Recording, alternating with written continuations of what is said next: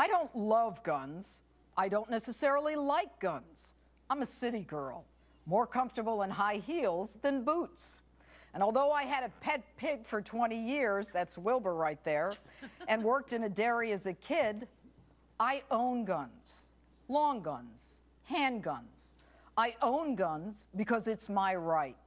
It's not a right anyone in Washington gave me. It's a natural right, confirmed by the very people who founded this nation. It's a right that no one is going to take away from me. Hello and welcome to Justice. I'm Judge Jeanine Pirro.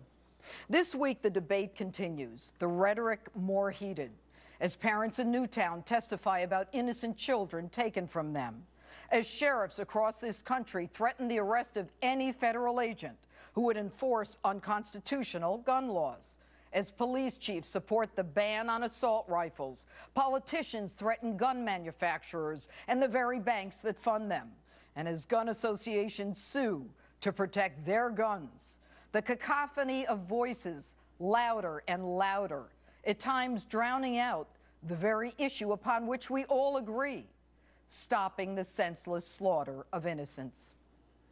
The president wants to ban assault rifles. He wants to limit high-capacity magazines, do background checks, and close gun show loopholes. The truth? Banning weapons to prevent crime doesn't work. Nowhere is that point more evident, Mr. President, than in your hometown, Chicago, where in spite of the ban on handguns, more people were murdered in the last decade than the number of Americans killed in Afghanistan. And Afghanistan is a war zone. Last month in your home city, with one of the toughest gun laws in the nation, 42 people, including that 15-year-old majorette who performed at your inauguration, were murdered. And of the 4,265 murdered in Chicago in the last decade, less than 1% of them were killed with a long gun. So I guess that handgun ban isn't working out so well. The bottom line, criminals get guns. Law-abiding citizens get killed. Why would you give the criminals an advantage over an unarmed citizenry? Hell, why not just post a map like the Journal News did and identify where people without guns live? And Rahm Emanuel, another member of that Chicago outfit, has the chutzpah to threaten banks that fund the gun industry jobs and then direct that pensions be divested of their money in this industry. You say that Chicago is leading the effort to keep communities safe? Rahm Emanuel, what standing do you have to lead any anti-gun initiative? Your city is the murder capital of America. Leading the way? Where are you going to lead them to? You want to stop law-abiding citizens from owning guns, while at the same time the Obama administration was sending free assault rifles to the Mexican drug cartels that they then used to kill us. And here in New York, mandatory jail time if you're arrested with a loaded gun. Loaded illegal gun. Sounds good.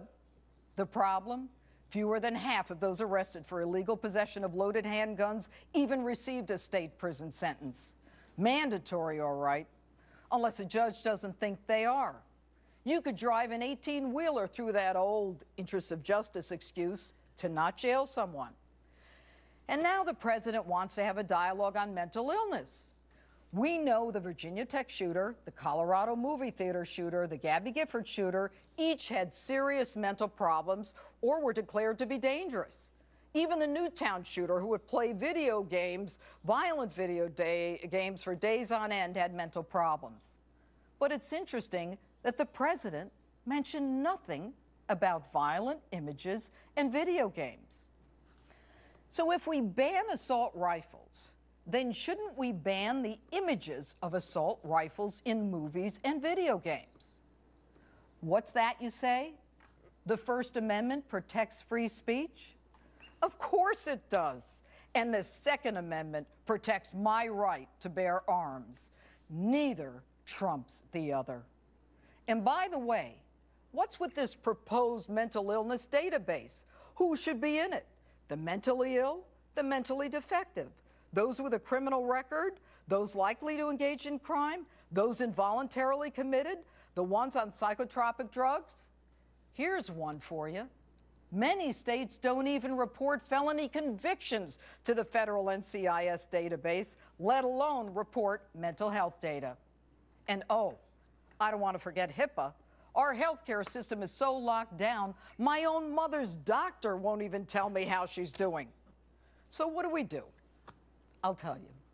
We need to prosecute gun crimes. We need to confine the dangerously mentally ill where they're shooting people, killing them with cars, or pushing them onto subway tracks. I have fought for civil confinement of the dangerously mentally ill. Now, I didn't say mentally ill. I didn't say homeless. The Supreme Court of the United States has said that civil confinement of the dangerously mental ill is constitutional. Kansas versus Hendricks. Go look it up. I've been in the trenches for decades. I've seen what criminals can do. The pain of those affected by those massacres is palpable to all of us. But law-abiding gun owners did not pull those triggers.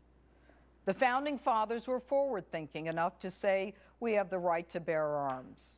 They didn't say a musket or a rifle with a bayonet. They said arms. I have a natural, God-given right. I don't have to explain whether I'm hunting deer or defending myself. Who should say that I can only defend myself with a certain number of bullets? Should I empty my clip and just wait for the end? I have the right to protect my family and myself. I don't love guns, but one day I know I may need them.